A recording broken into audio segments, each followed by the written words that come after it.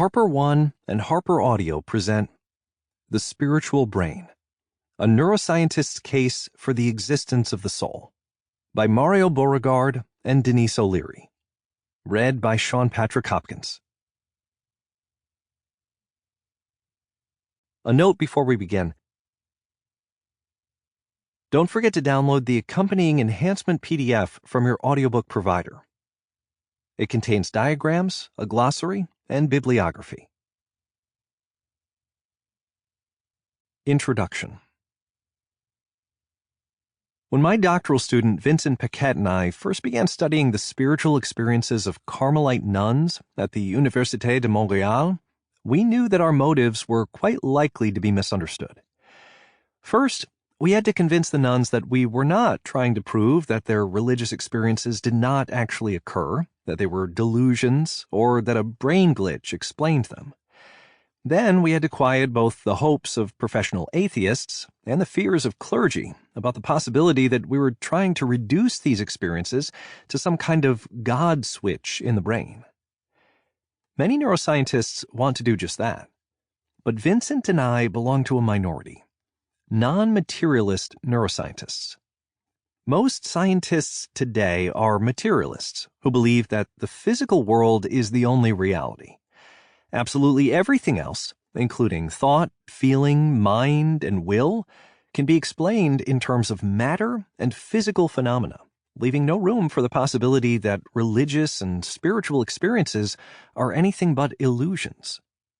Materialists are like Charles Dickens's character Ebenezer Scrooge, who dismisses his experience of Marley's ghost as merely an undigested bit of beef, a blot of mustard, a crumb of cheese, a fragment of an underdone potato. Vincent and I, on the other hand, did not approach our research with any such materialist presumption. As we are not materialists, we did not doubt, in principle, that a contemplative might contact a reality outside herself during a mystical experience. In fact, I went into neuroscience in part because I knew experientially that such things can indeed happen. Vincent and I simply wanted to know what the neural correlates, the activity of the neurons during such an experience, might be. Given the overwhelming dominance of materialism in neuroscience today, we count ourselves lucky that the nuns believed in our sincerity and agreed to help us, and that the Templeton Foundation saw the value of funding our studies. Of course, you may well ask, can neuroscience studies of contemplative nuns demonstrate that God exists? No, but they can, and did, demonstrate that the mystical state of consciousness really exists. In this state, the contemplative likely experiences aspects of reality that are not available in other states. These findings rule out various materialist theses that the contemplative is faking or confabulating the experience. Vincent and I also showed that mystical experiences are complex, a finding that challenges a vast variety of simplistic materialist explanations, such as a God gene, God spot, or God switch in our brains.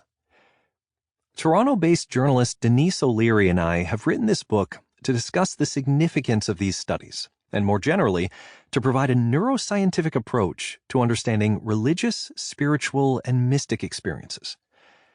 The discipline of neuroscience today is materialist. That is, it assumes that the mind is, quite simply, the physical workings of the brain. To see what this means, consider a simple sentence. I made up my mind to buy a bike. One would not say, I made up my brain to buy a bike. By contrast, one might say, bike helmets prevent brain damage, but not bike helmets prevent mind damage. But materialists think that the distinction you make between your mind as an immaterial entity and your brain as a bodily organ has no real basis. The mind is assumed to be a mere illusion generated by the workings of the brain. Some materialists even think you should not, in fact, use terminology that implies that your mind exists.